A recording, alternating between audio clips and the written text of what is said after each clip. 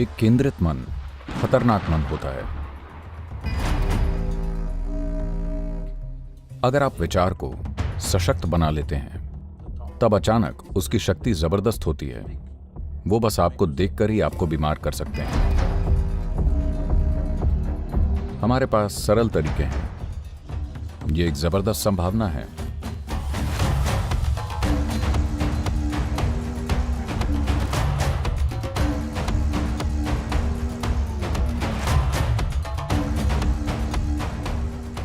नमस्कारम सद्गुरु। ऐसा कहा जाता है कि बुरी नज़र बुरी किस्मत लेकर आती है और नुकसान भी पहुंचा सकती है। बुरी नज़र क्या होती है और इससे बचने के क्या तरीके हैं? तो क्या ऐसी चीजें होती हैं? हाँ, लोग चीजों को प्रभावित कर सकते हैं। अभी अगर बस मैं इस पानी को लेकर इसे 1 मिनट तक देखता रहूं तो हम आज ये सिद्ध कर सकते हैं कि पानी की मॉलिक्यूलर संरचना बदल जाएगी।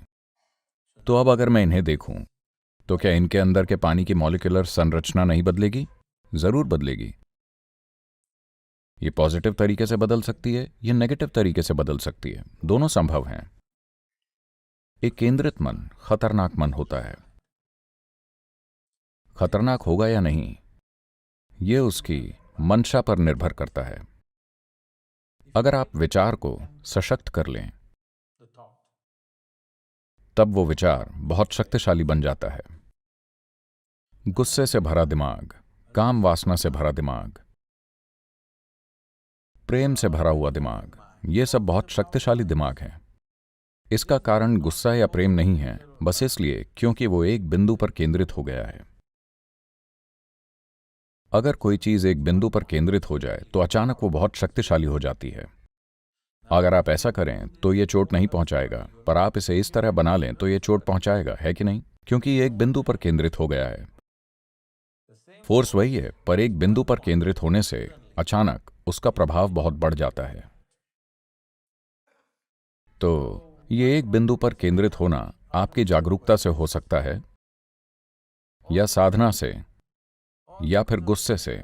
जब आप इस व्यक्ति पर एकदम गुस्सा होते हैं तो आपका मन एक जगह केंद्रित हो जाता है। गौर कीजिए, प्यार में यहां वहां घूम सकता है, पर गुस्से और नफरत में दिमाग एक जगह केंद्रित हो जाता है। एक जगह केंद्रित होने से यह प्रभाव डाल सकता है। तो लोग जब गुस्सा, नफरत, लालच के चरम पर होते हैं और वो किसी पर वाकई फोकस करते हैं तो सामने वाले के साथ कुछ चीजें हो सकती हैं। मैं कह रहा हूं हो सकती हैं, जरूरी नहीं कि होंगी ही। ये इस पर भी निर्भर करता है कि आप किस स्थिति में हैं। अगर आप इस तरह से व्यवस्थित हैं कि बाहरी प्रभाव ये तय नहीं करते कि आपके भीतर क्या होता है, तो चाहे जो कोई भी आपको देखे, आप उन चीजों से मुक्त रहेंगे। अगर आप ऐसी स्थिति में हैं जहां लगातार आप अपने आसपास की हर चीज से प्रभावित होते हैं, अगर आप ऐसी स्थिति में हैं तो यह संभव है कि कुछ खास तरह के लोग आपको प्रभावित कर सकते हैं। वो बस देखकर आपको बीमार कर सकते हैं। यह बिल्कुल संभव है। ऐसे लोग भी हैं जो किसी को देखकर उनकी मृत्यु का कारण भी बन सकते हैं। अगर आप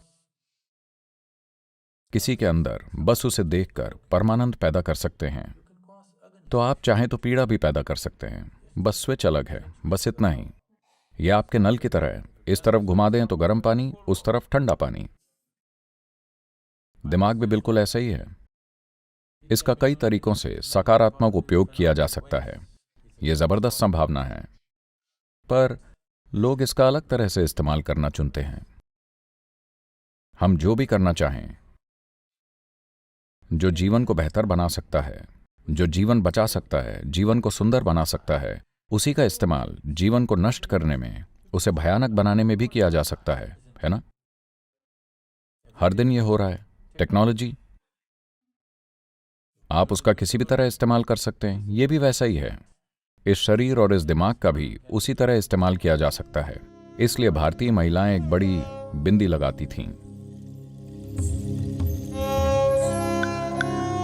और इसे खास सामग्री से बनाया जाता था। हल्दी और नींबू का उपयोग किया जाता था ताकि बुरी नजर का असर ना हो। खास तौर से अगर कोई स्त्री बहुत सुंदर हो तो वो उसे और बड़ा करके लगाती थी।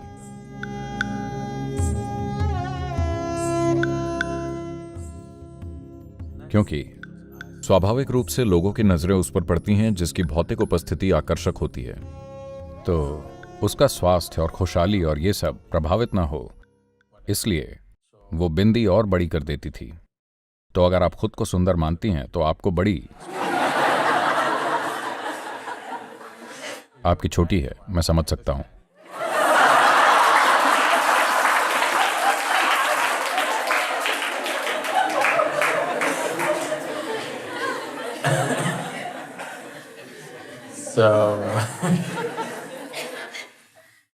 तो इन सब चीजों में मत पड़िए, क्योंकि फिर आप सोचने लगेंगे कि अभी मेरा पेट दर्द हो रहा है क्योंकि इसने मुझे देखा,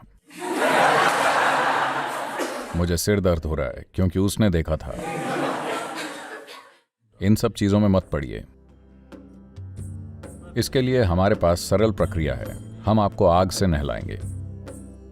आप जानते हैं आग से नहाना क्या होता है? It's called Kleshanashana. इसे क्लेश नाशन कहते हैं। That means an act which will take away the impurities that gather around you. ऐसी क्रिया जो आपके इर्द गिर्द जमी अशुद्धि को दूर कर देगी, क्योंकि आपका शरीर बस यही नहीं है, आपका शरीर यहां तक सीमित नहीं है, ये आगे तक फैला है। क्या आपने गौर किया है? शायद स्त्रियां पुरुषों की तुलना में इसके लिए ज्यादा संवेदनशील होती हैं। किसी को आपको छूने की जरूरत नहीं है। अगर कोई थोड़ा ज्यादा पास आ जाए, और ये मनोवैज्ञानिक बात नहीं है, ये अलग चीज है, मनोवैज्ञानिक और भावनाओं के पहलू भी हैं। इसके अलावा अगर कोई आपके बहुत पास आ जाए तो तुरंत ऐसा लगने लगता है, ऐसी फीलिंग होती है, होता है ना, कि आपको थोड़ी दूरी चाहिए। उन्होंने आपको छुआ नहीं है, बस यहां तक। इतने से ही कुछ डिस्टर्बेंस पैदा हो जाता है ना? क्योंकि शरीर यहां खत्म नहीं होता, ऊर्जा इससे और आगे तक होती है। कितने आगे तक, यह निर्भर करता है कि आपकी जीवन ऊर्जाएं कितनी उल्लासमय हैं। अगर आपकी जीवन ऊर्जाएं एकदम उल्लासमय हैं तो आप ऊर्जा से इस हॉल को भर सकते हैं, नहीं तो कम से कम थोड़ी दूर। ज्यादातर लोगों के लिए ये उनके शरीर से 3 से 9 इंच की दूरी तक हो सकती है। तो आप अपने शरीर पर चीजें इकट्ठी करते हैं, उसे आप धो लेते हैं। उसी तरह आप कुछ दूसरी तरह की चीजें अपनी ऊर्जा सिस्टम पर इकट्ठा कर रहे हैं। आप इसे पानी से धो सकते हैं, कुछ दूषित चीजें उससे चली जाएंगी। ऐसे ही हम आग का इस्तेमाल करते हैं, जिसे आप दृष्टि कह रहे हैं। क्या ऐसा जरूरी है कि यह किसी के देखने से हो रहा है या नहीं? वो पक्का नहीं है, पर आपके आसपास के जीवन का प्रभाव निश्चित ही आपके एनर्जी सिस्टम पर हो रहा है। अगर आपके पास अपने भीतर कोई आध्यात्मिक प्रक्रिया है, यानी आप किसी तरह की क्रिया या ध्यान की कोई प्रक्रिया कर रहे हैं, तब आपको इन सब चीजों की जरूरत नहीं पड़ेगी, क्योंकि आप खुद को भीतर से साफ करना जानते हैं।